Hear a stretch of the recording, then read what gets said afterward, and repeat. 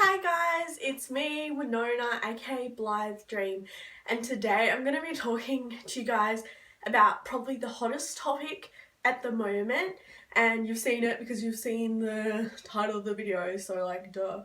It is Pokemon Go! So Pokemon Go is basically a phenomenon at the moment.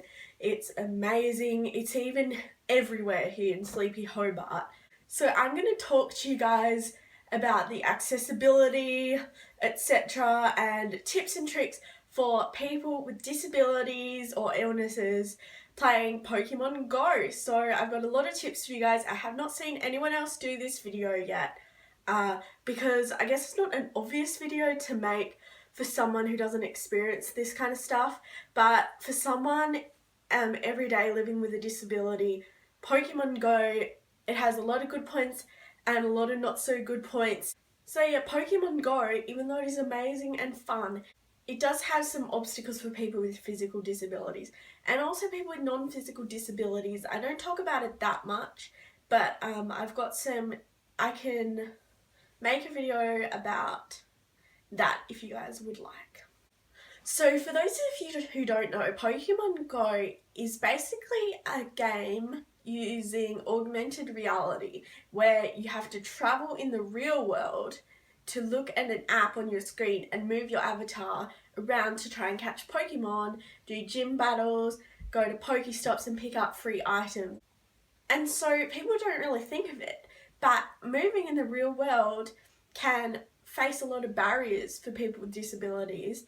And gaming has, for a lot of disabilities, been something that we can just equally participate in easily. I even saw a video of a boy with no arms or legs who plays, I think it was the PlayStation or the Xbox, like using his shoulders to move the buttons. I thought it was amazing. So the first hint I have for people, this is more hints for people if you already know about the game. If you want to look up a video about the specifics of the game and how it's played, just search Pokemon Go and so many videos are going to come up for beginners. So I'm assuming you guys already know how to play it. So the first thing that is really helpful is if you know a place that has a lot of Pokemon, get someone to drive you there, drive yourself there, take a bus or a taxi if you can afford it. And that means that you're not having to walk as far, especially if you have trouble with walking, and it means that you can get into playing the game right away without having to walk for ages and get sore, and you're walking and you're not catching any Pokemon. Another thing is it's great to have someone to go with you, so that way if you have, depending on what your disability is, as someone with EDS and POTS, I can faint quite a lot or trip over really easily. So that is something that it'd be good to have someone with you to help you, especially like someone that might be able to hold your hand or whatever if you want. Another good idea is if you're walking outside a lot near roads and stuff, it might be good to have a medic alert bracelet, and I'll insert a photo of some here. They basically say your details, your specific conditions, and any other important information such as a contact details for someone. So that way if the worst happens, an accident happens, and you're on the road somewhere, fallen over, passed out, hurt yourself, if the worst scenario happens, the ambulance will be able to know any important medical information about you. Another good idea, especially if you have POTS or something like that, is to carry a water bottle.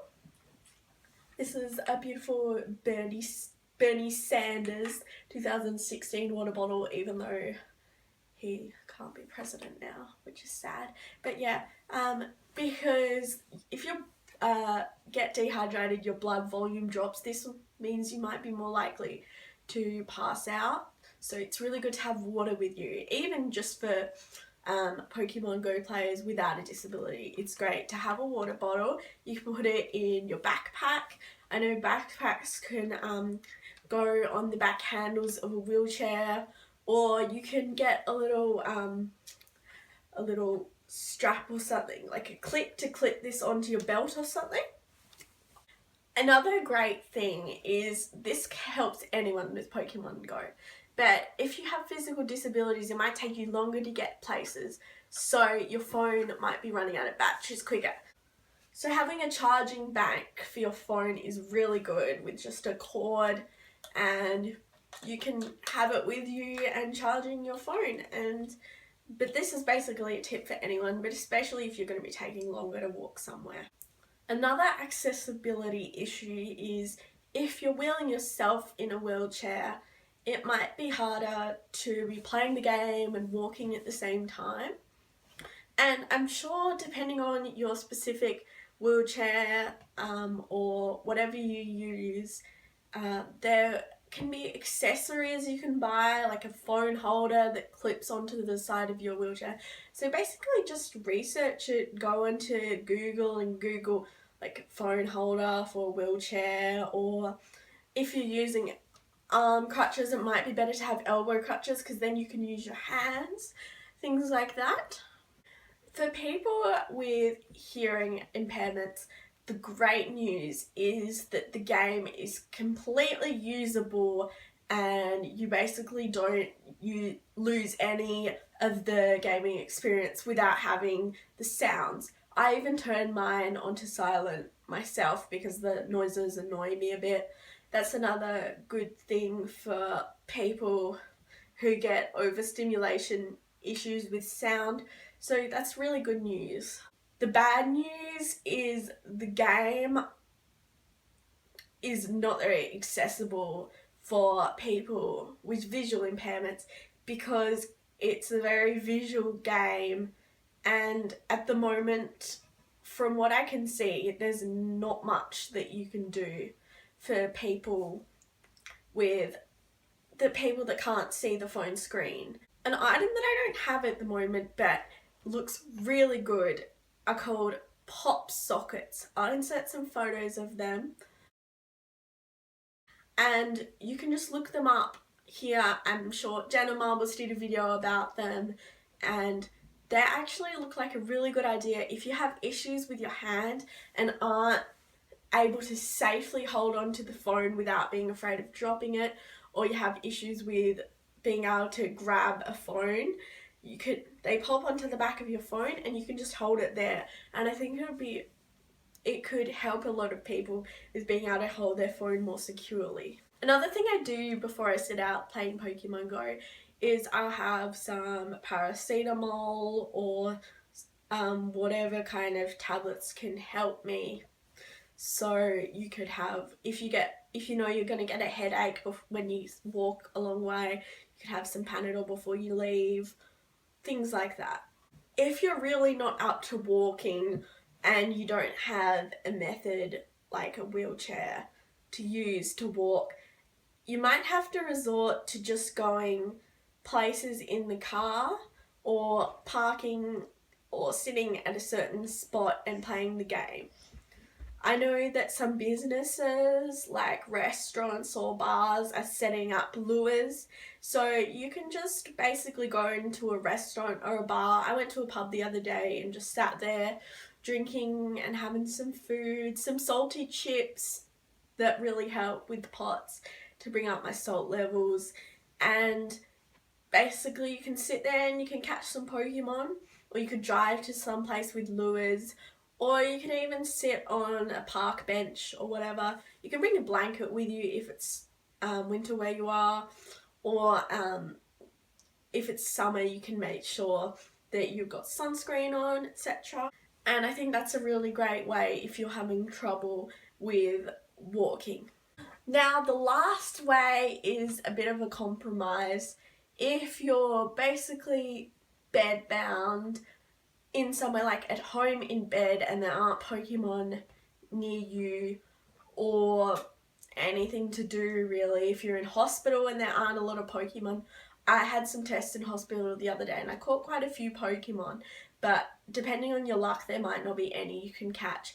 You can do certain things in the game, like if you have some Stardust left, you can power up some Pokemon, you can trade in Pokemon for candies and give your Pokemon nicknames. But once you've done that for about an hour and there's nothing else to do until you catch more Pokemon, what you might have to resort to is playing older Pokemon games.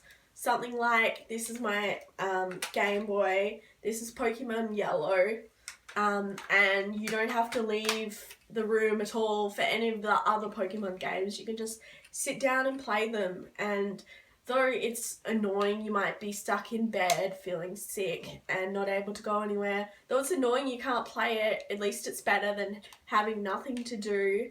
And you can revisit your childhood games like I did with this from like the 90s. And I can play my old games and try and beat the Elite Four and do a lot of cool stuff. And to be honest, these games, even the really old Pokemon Yellow from the 90s, to be honest, I think is more fun than Pokemon Go. It's got a lot more in it. And Pokemon Sun and Moon are coming out soon on the 3DS. I'm hoping to be able to either maybe get a 3DS as a present for my birthday maybe, or buy one for myself and be able to buy Pokemon Sun and Moon and play them. So I'm really excited for that.